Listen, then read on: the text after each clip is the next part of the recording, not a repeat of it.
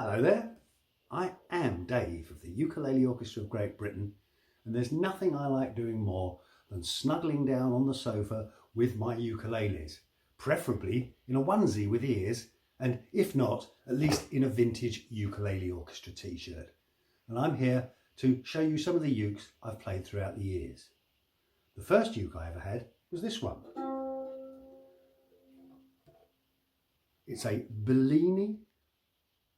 It's a banjo ukulele, and the box says it comes from Pinetown, Natal. So an African instrument. I inherited this from my great aunt, and I think she was given this, and it just stayed under her bed for 50 years. And a lot of people have said it should have stayed under her bed for the next 50 years.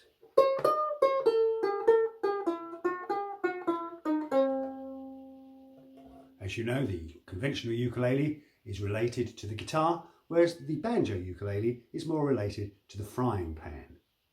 My great aunt, she said when she was very old to me that she had met her grandmother when she was very old, and her grandmother had seen Napoleon in 1815 when they were taking him off to St Helena when she was a very little girl. So I suppose I'm 2 degrees separation from someone who's seen Napoleon.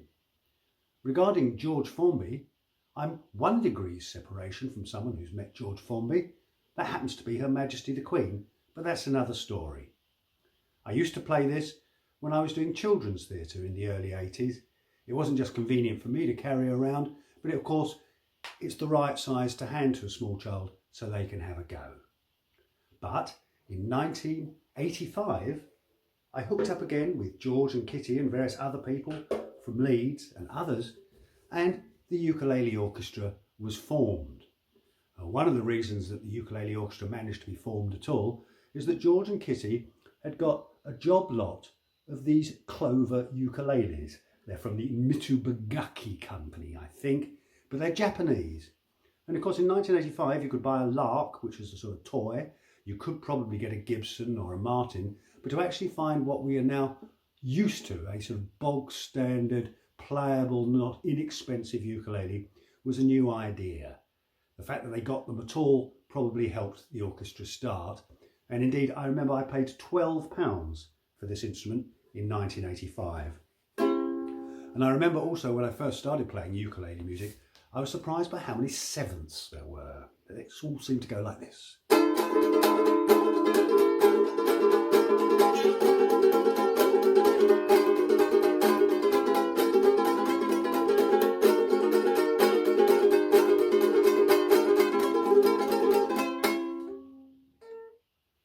Not a bad instrument, but like a lot of less expensive instruments, if you tune it open, it sounds fine, but doesn't sound quite right in a chord. If you tune it when you're playing C and it sounds good, when it's open, not quite right.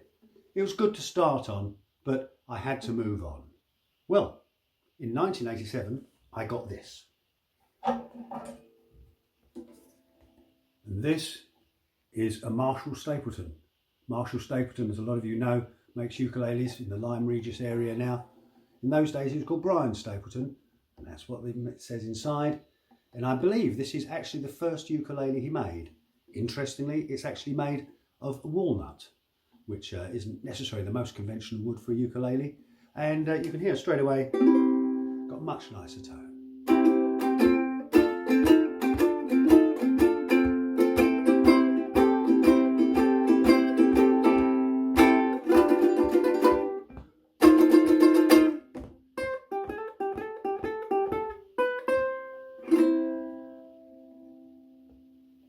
You can also see it's actually had a saddle pickup put in for in case you want to rock out with your mini amps. We don't do that very much, but occasionally we have.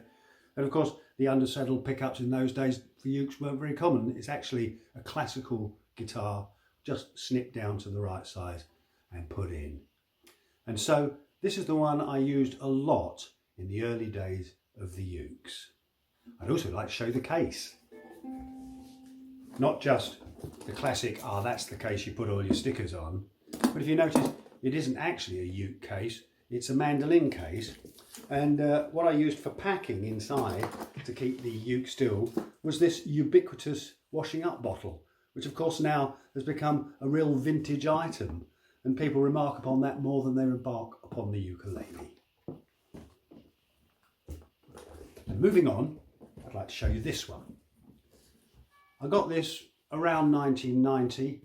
It was from my friend Ant the Prince, and he was a dustman. He was also the bass player in Friends of the Monster, and in that band he played the bass 4 strings good, and someone gave him this when he was on his dustbin round.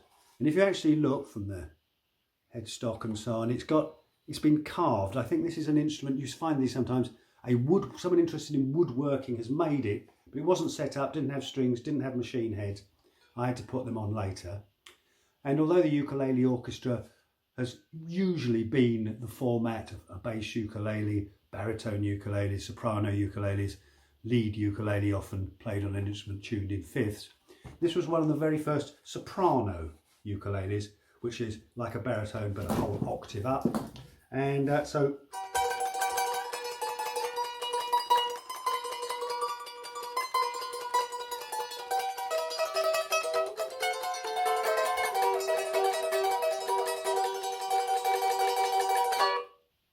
and of course now I'm going to show you my Gibson Style 2, 1949 through to early 50s, more modern machine heads, and this is the one I use most of the time. As you can see, the varnish is worn away. I always liked Rory Gallagher, the Irish blues player, had a tatty Strat, and that's what I like. It shows you it's been used.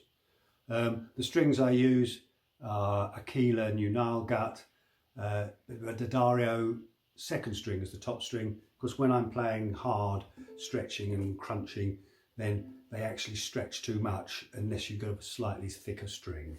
And of course, the truth will out, you get good tone, you get good volume, it stays in tune.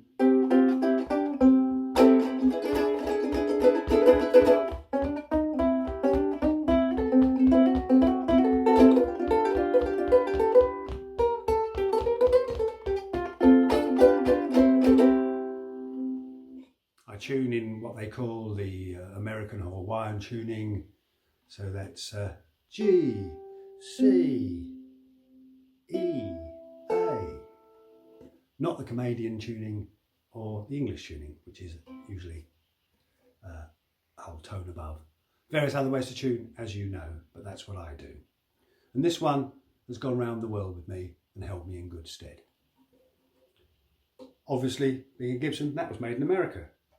This last one I'll show you was made in Sweden by the Ukulele Man. And he is the person that developed the idea of having these thin travel ukes. And I think what he actually did, he just cut them down and cut them down. And when they got so thin they didn't sound any good, he didn't make them that thin. This is as far as you can go. And I believe he sold the idea to Bruco. And most of you have seen these thin travel ukes. And I believe that's the person who developed them. And in the process of developing them, when we were in Sweden, I don't know, 15, 20 years ago, he came to one of our gigs and he showed us these. We were quite impressed, and he offered to sell them to us. I said, how much do they cost? And he said, they cost 400 Swedish crowns. And I said, yeah, but how many kroner is that? And the advantage of this one is, being the spare uke, it has been used on various occasions by various members of the Ukulele Orchestra when they've lost their uke in an airport, or dropped it on a concrete floor, or left it in a taxi, or opened the case to find that the bridge has pinged off. So invaluable.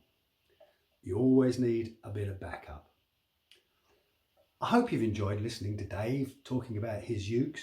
If you have enjoyed it, then please send me some sweets and possibly some gold. And if you haven't, then in these times of difficulty, send those sweets and gold to someone else who needs them. But between now and then, big love and bye.